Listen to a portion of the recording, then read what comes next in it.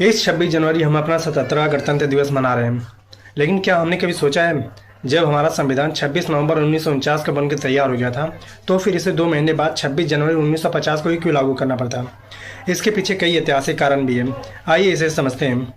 1929 में भारतीय राष्ट्रीय कांग्रेस का ऐतिहासिक लाहौर अधिवेशन हुआ था, जिसकी अध्यक्षता पंडित जवाहरलाल नेहरू कर रहे थे। इस अधिवेशन में 19 दिसंबर 1929 को पूर्ण स्वराज की मांग की गई थी और 31 दिसंबर 1929 को रावी नदी के तट पर मध्य रात्रि को तिरंगा झंडा फहराया गया था। साल का अंतिम महीना होने की वजह से पंडित जवाहरलाल नेहरू ने ऐलान किया, जो नया साल 1930 आ रहा है, जनवरी महीने में जिस दिन आखिरी संडे रहेगा, उस दिन हम अपने आप को अंग्रेजों को पूर्ण रूप से स्वाधीन मान लेंगे। और जनवरी 1930 का आखिरी संडे 26 जनवरी को होने की वजह से पहली बार स्वाधीनता दिवस के रूप में मनाया गया।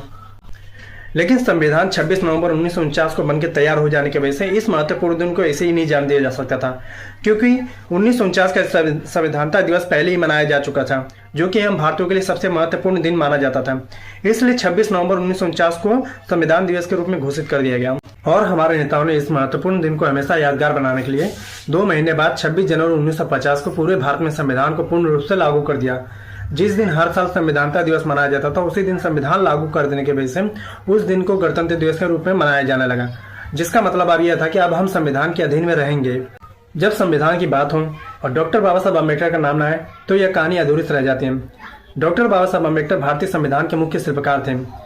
उन्होंने यह सुनिश्चित किया कि हर नागरिक को समान अधिकार मिले, चाहे वो किसी भी धर्म, वर्ग, जाति या कहीं से भी हो।